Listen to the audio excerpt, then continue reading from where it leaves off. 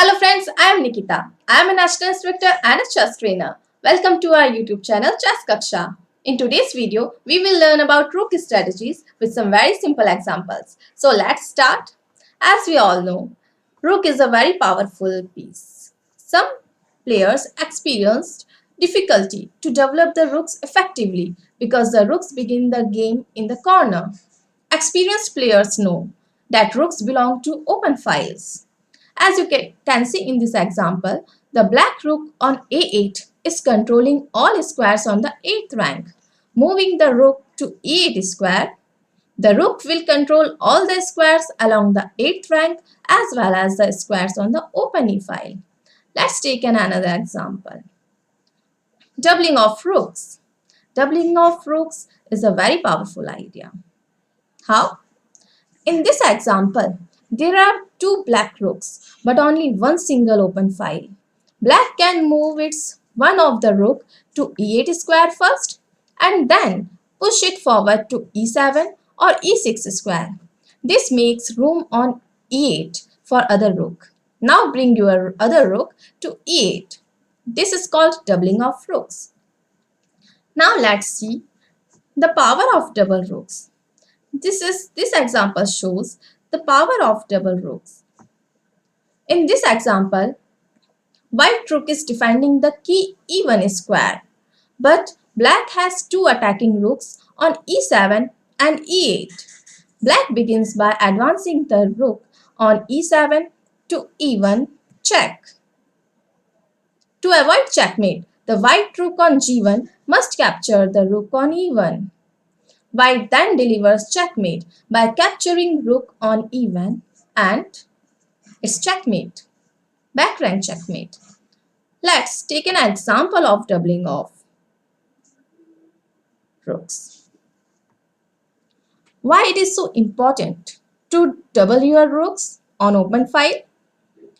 This example will show. The black rook are dominating the only open file on the board.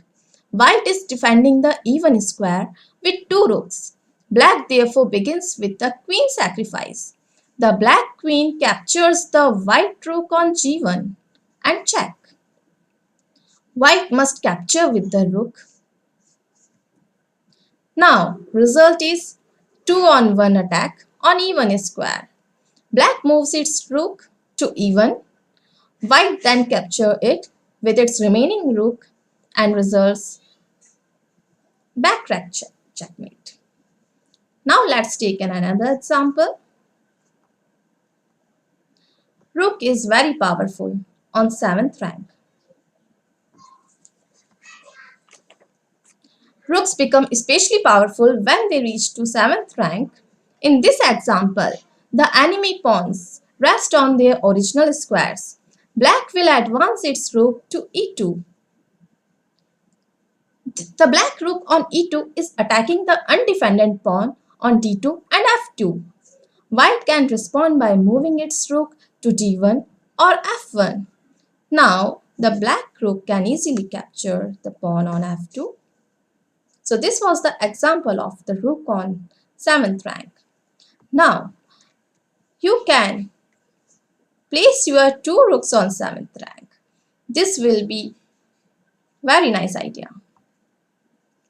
How? In this example, black has succeeded in doubling the rooks on 7th rank. On the 7th rank, black rooks are creating tremendous pressure on white pawns. White can push f2 pawn forward, but the black rook on e2 would then capture the g2 pawn instead and then go to threaten the h2 pawn. Let's take another example. Rooks are very good in endgame. Let's take an example. Rooks behind the passed pawns. How you can use your rook and placing the rooks behind the passed pawn. In this position, white has placed the rook on a1 behind its passed pawn on a7. To prevent the pawn from promoting to a queen, black was forced to play rook on a8. The white rook is clearly playing a strong aggressive role. On the other hand, black rook is passive. If black moves its rook, then it will result in promoting to a queen. Let's take an example. If it gives check, then the king will move closer to this pawn and black still have very bad position.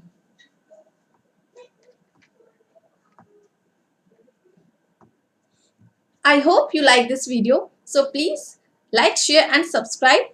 Thank you.